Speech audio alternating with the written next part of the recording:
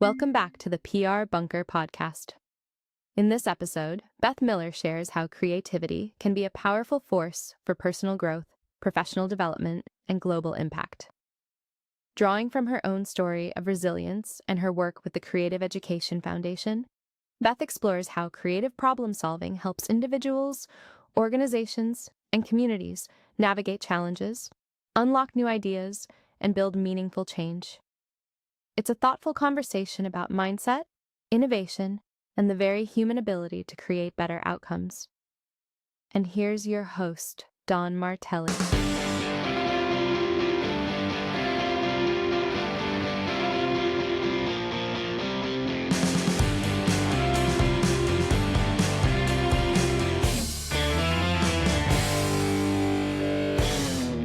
Hello, folks. Welcome back to the PR Bunker podcast. Here's your host, Don Martelli, down here in the bunker with my friend Beth Miller from the Creative Education Foundation. She and I met through just networking, and as a writer and somebody who comes from the newsroom world, anybody that lives in a world where words are a thing and they're important, and creativity and the story, which we'll get into in a second, I immediately gravitated towards, and from time to time, I'll ping Beth to have a conversation. But Beth, thank you for joining me down here in the PR Bunker.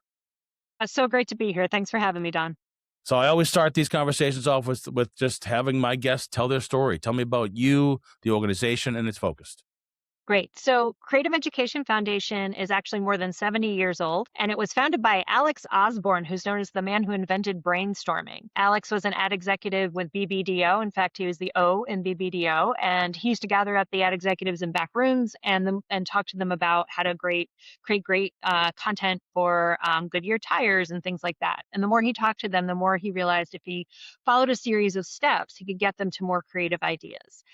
So he wrote a book about it called Applied Imagination, and then he used the royalties from that book to start our nonprofit back in 1954, where he took his retirement years to train people in deliberate creativity, and specifically in creative problem solving. So that's what we still do to this day. Love that. How long have you been with the organization? So I am coming up on 11 years. It's the longest. That's the longest I've been anywhere. Wow. Except my marriage, which is good. There you go. What was the journey to get you there? What you do prior to that? Oh, I did not have a smooth journey at all. So None of us do, to be honest with you, Beth. No, my entire career is a mistake because I hated math and I found myself in marketing. So I think it's the beauty of our journeys, right? It's not scripted. It's like the feather in Forrest Gump that just floats around. So what's your feather story? Yeah, exactly. So, I grew up in Connecticut, a small town called Rocky Hill, and I, like many first-generation students, dreamed of going to college, and I got into Syracuse University, and a year and a half later, I failed out. I made a second attempt at college at Central Connecticut State University, where I was a walk-on for their Division I swim team, and I did well in the classes I liked and not so well in the classes I didn't like, and I ended up failing out of there as well. So part of my early struggles are based in a real event that happened in my life. When I was 16, my father died of a brain tumor. It was catastrophic for our family. We brought him home to hospice. My mom was a nurse, so she would take care of him all night after working all day at a nursing home. And 2 weeks before my father passed, I was assaulted. And I didn't tell anybody about that in my family. And I talk about it now just so other women know and young girls can get that support that these things happen and they can derail your life. So I wasn't equipped for college in part for being a first generation student, but also I was really deep in trauma and grief.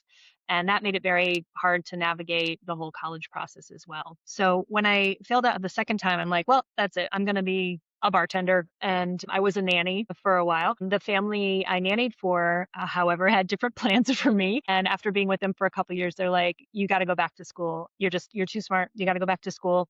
Love that. Trinity College in Hartford has an adult program. We want you to apply.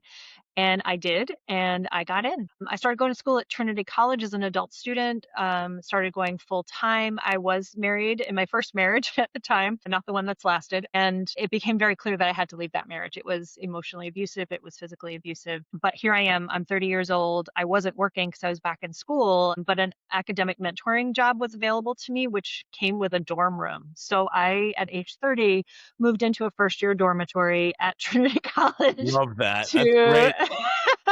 there's a book in it if I can find the time to Go write ask it. Beth. She can buy us beer. She's over 21. For real. For real.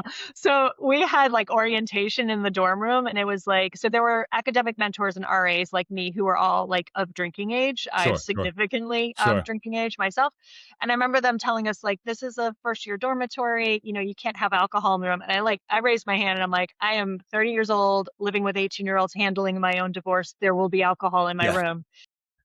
And they were fine with that. Like they would come by and check and just like check me off and give me a thumbs up while I'm toasting them with a glass of wine. So at any rate, so I went to Trinity, really challenging last year there to finish my degree, but I got through it. And I thrived. And I also handled my own divorce. So I ended up graduating with a 3.82 cumulative grade point average, Nice. 12th in my class. Good for you. I won 5 awards in leadership and writing. Actually, the writing project that won all the awards was turned into a play that we staged here in Boston in 2017 called An Very cool. Education in Prudence.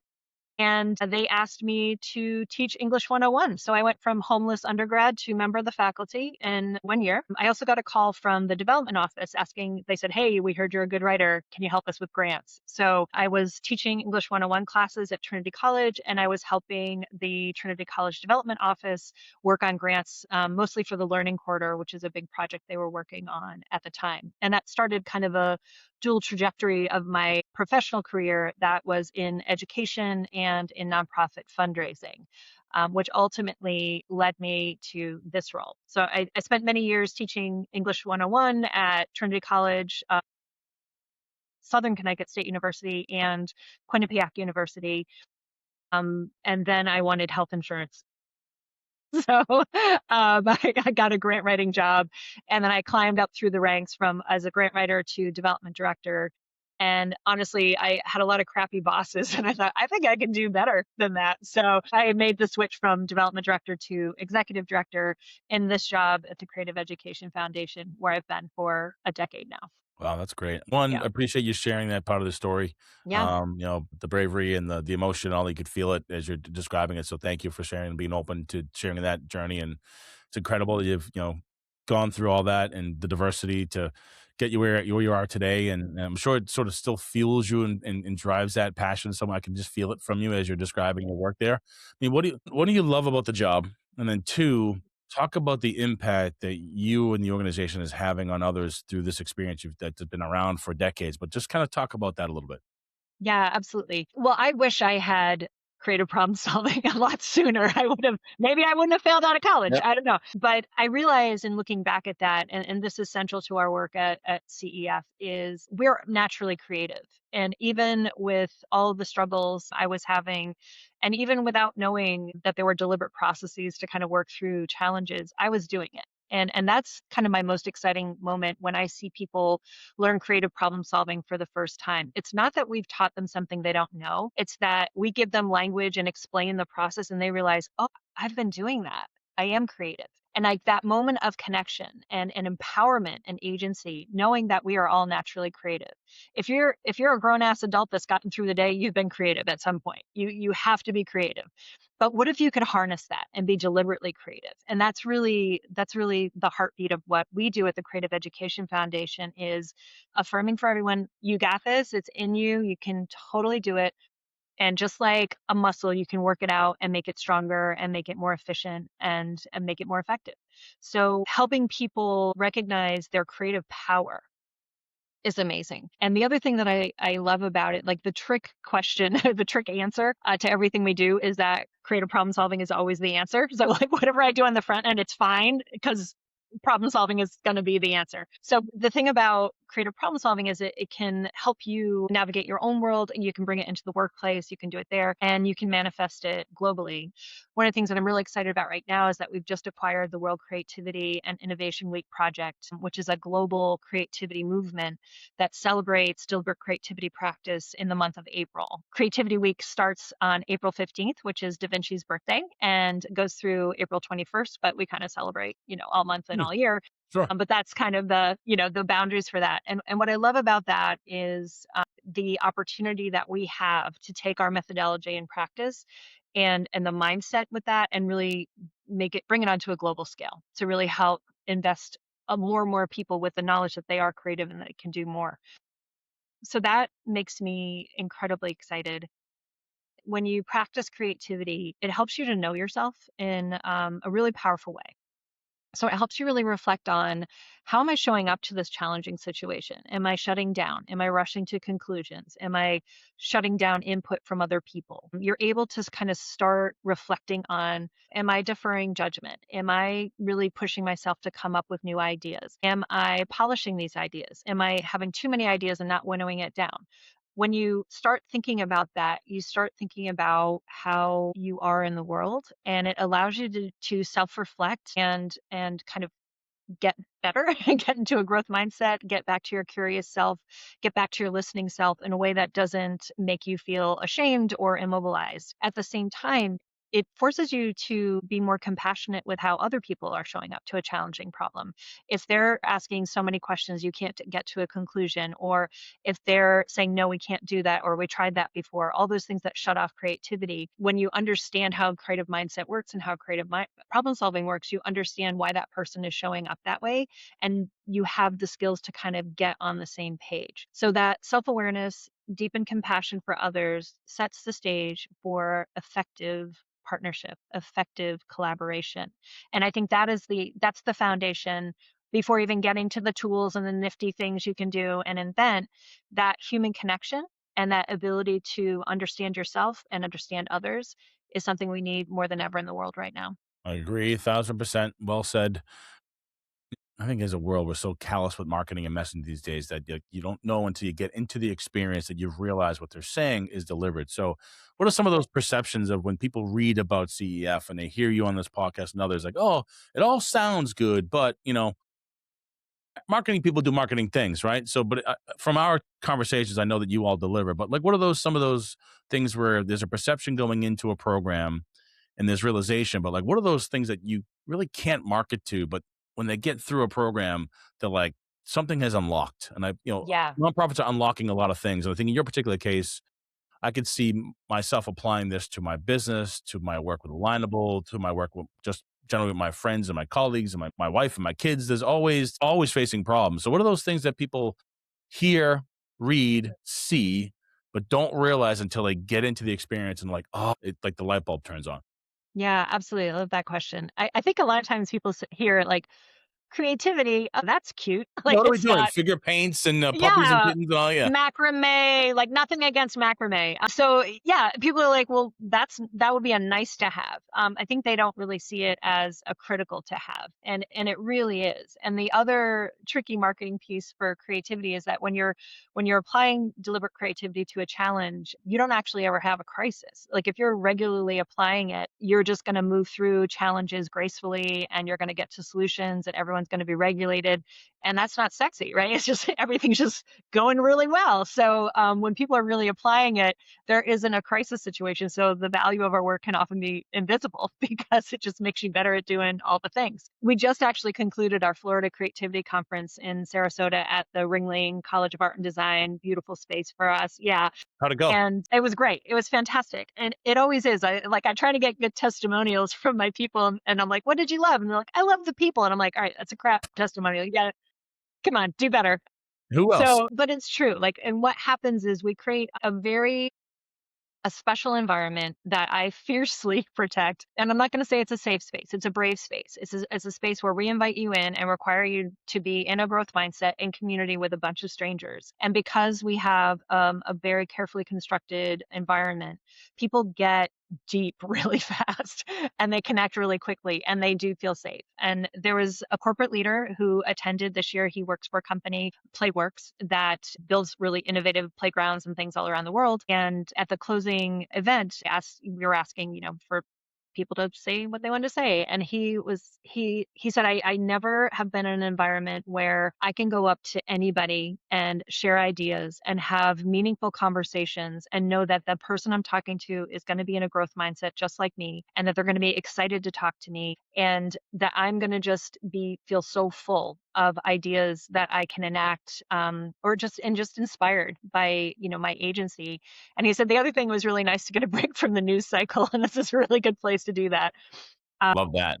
Absolutely Yeah, love that one because the news cycle is yeah. horrendous these days. That's right, that's Horrendous. right. Right, well, and we, like, charge people up so they can go out in the world, and you start feeling like, "Okay, well, I'm not helpless in this world right now. There are things that I can do," and you're recharged to do that. So and that's all a little amorphous. I have, like, a more concrete example is, someone that we trained at our Creative Problem Solving Institute, which we affectionately call SIPSI. That's kind of our big show every June, and we hold that in Buffalo, which is where Alex is from. So bringing it home, we trained someone in creative problem solving at a past SIPSI who brought creative problem solving training back to his company in Florida, a manufacturing company, and started training the men and women who worked on the shop floor in creative problem solving. So just like, Google or one of the big tech companies, they would meet weekly and in groups and work on ideas. But it wasn't from the top down. It wasn't the C-suite folks working on ideas. It was the people that turn the wrenches. So by working with the mechanics and the folks on the shop floor, and using their ideas at the business, in 1 year they saved the company $1.4 million, and they saved the workers 600,000 continuous strength movement. So that's literally like the number of times you turn a wrench and things like that. Sure. Wow. They saved money. They made the workplace safer, made it more efficient. And ideas like this toolbox should be over here, or we should put it on wheels, or things like that. The other result of this was that they started really creating community, so it wasn't like a competition to have the best idea. When anyone had a great idea, everyone celebrated, and that changed the whole culture. So they started doing charitable giving and community picnics and all this other stuff. So there are real tangible results for creative problem solving. I would say in the short term, if you come to one of our conferences or do one of our workshops, you're going to feel like you have agency. You're going to know that you can absolutely handle any complex problem. You've got the tools and skills to do it. You have the courage to navigate ambiguity. You're going to be recharged, and you're going to be eager to solve those problems instead of afraid of them. Love it. In the real world, it can really save you money and make better processes and improve your relationships. Yeah, considering a world where everything is complicated these days, AI is Yeah. everywhere, information Yeah. overload, tools to do everything, tools that manage tools that manage tools, and sometimes it just takes some brain power and some caffeine and creativity to unlock these things. But it sounds like the methodology and the process you can unlock those that are in that kind of blue collar space to folks that are in the more professional. Right.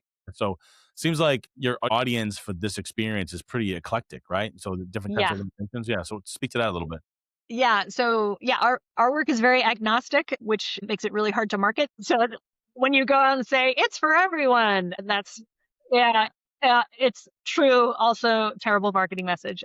So we're working on that, but it really is. And actually, part of what's really rich about our conferences is that you could be learning creative problem solving with a CFO, a kindergarten art teacher, and a nonprofit fundraiser, and the combination of just unique people really makes is part of what makes the experience incredibly rich. I can see that. So it really is for everybody. We are gonna be doing some specific like segmented trainings like creative problem solving for manufacturing. We can offer that as well. But when we train people in creative problem solving, we're not coming to you as an expert in manufacturing or marketing or finance. You all are the experts on the thing you do. What we do is create the space for you to get through the busyness and the static of the day to day so you can get to your real creative ideas. We help you unlock that piece. So it really is for everybody, and we do kind of celebrate that it is for everybody. Neat. Um, and I think I've been actually leaning in. I mean, for years, we're like, we have to make sure people know like this is a hard skill and the hard results they can get out of it and what's the metrics and all that.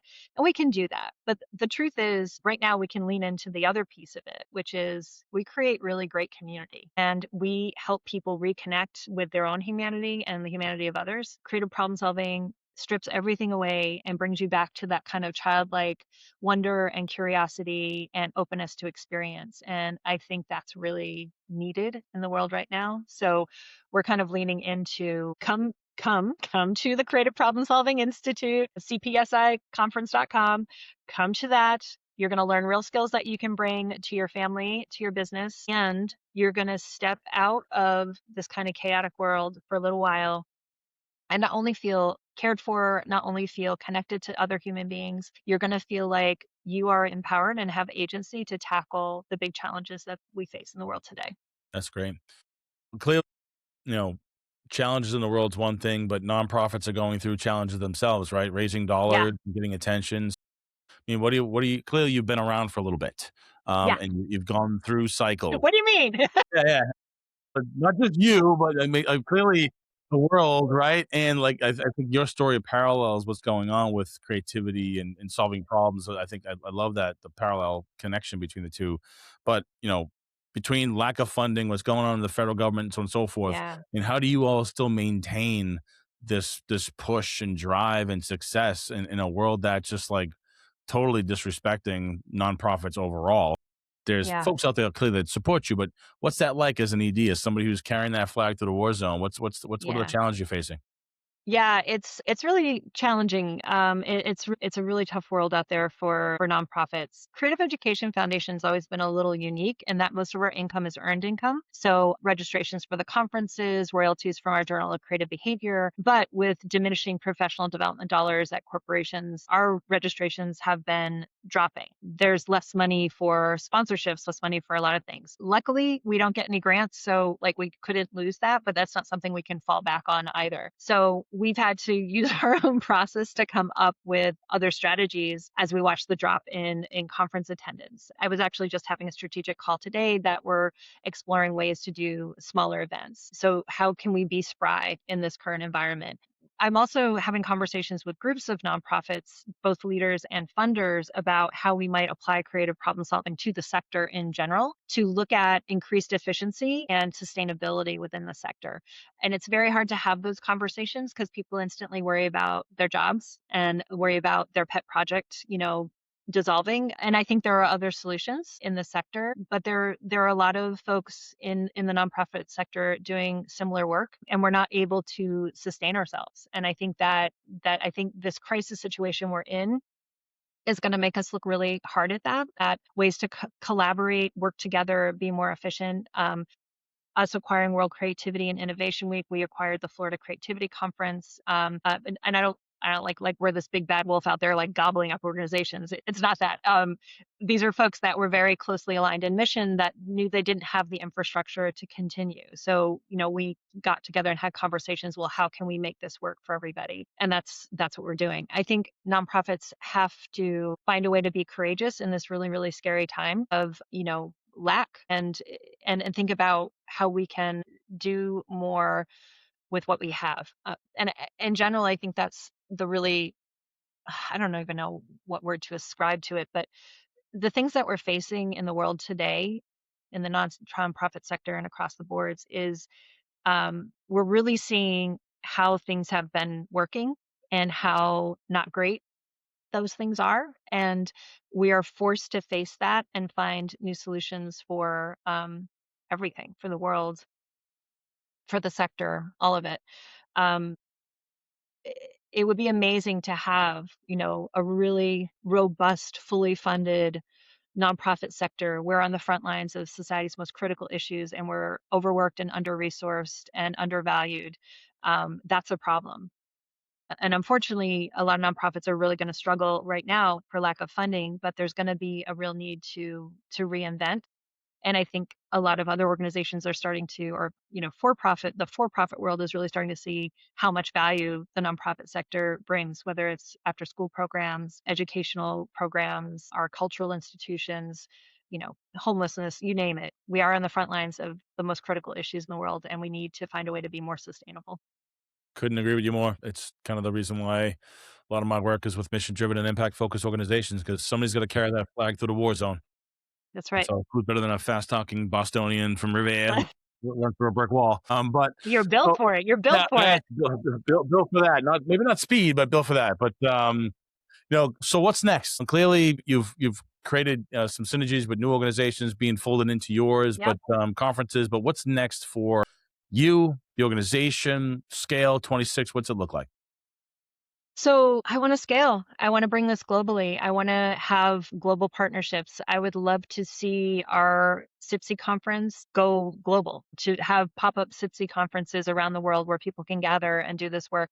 We are very low tech, post-it notes and magic markers, all we need. There's fancy stuff like Miro boards. We can do that too, but it's very low tech. Creative problem solving is very analog and easy to use.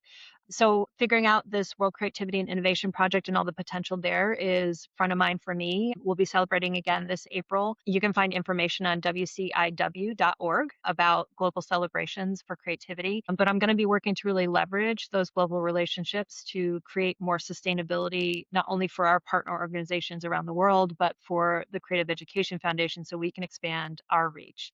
As I mentioned before, we also have our Creative Problem Solving Institute coming up. It's, again, we call it CPSI.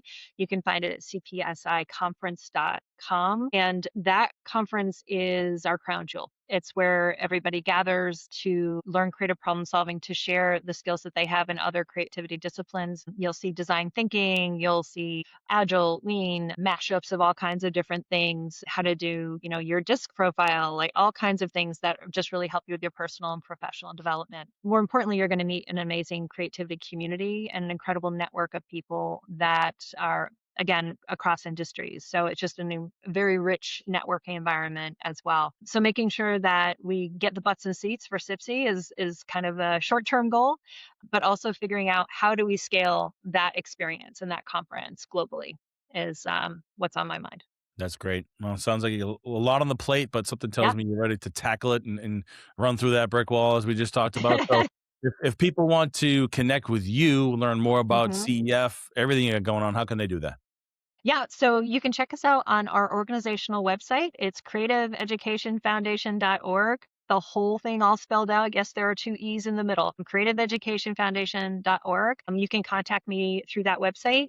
You also see our offerings beyond Creative Problem Solving Institute and the Florida Creativity Conference. We do regular free programs every month. We also have a CEF TV on YouTube. You can see some of our free videos with CPS training. So a ton of resources out there available for free, but you can also reach out to me through the website if you're interested in learning more about our conferences. I would love some sponsorships. If you want to throw some money at me, I will take it. Bring that Um, cash. Bring the cash. Bring the checkbook. Bring it. if you want to learn creativity stuff, if you want to learn more about World Creativity and Innovation Week, just shoot me a line through the website and we can talk. That's awesome. Well, the beauty of this is that, to your point earlier, whether you're a nonprofit, tech startup, in education, That's right. solopreneur, we all have problems. And That's right. sometimes you either bang your head against the wall or you have to get creative in solving these things, whether they're personally or professional. And sometimes it bleeds into both. Anybody out here listening that's currently faced with a blocker that they can't get unblocked, my gal Beth Miller and her team could We got you. help you unlock that in a variety of ways, just through old school sticky notes and erase markers, which is fantastic. So good stuff. All right, so Beth, thank you for joining me on the PR Bunker podcast. It's been a pleasure to get to know you as we've built our relationship and learning more about CEF.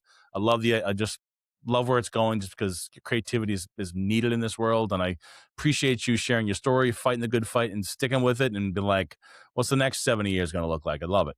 That's right. That's right. Thank you so much, Don. This is great. Appreciate it. Thanks for tuning in to the PR Bunker podcast, where we go beyond the headlines and into the trenches with founders, builders, and operators making real moves. This show is brought to you by the PR Bunker, a strategic communications agency helping mission-driven and impact-focused organizations cut through the noise and tell stories that matter. Want to learn more? Head to prbunker.com and subscribe to the Bunker Briefing, our monthly email newsletter packed with a 45-second read that's stacked with value.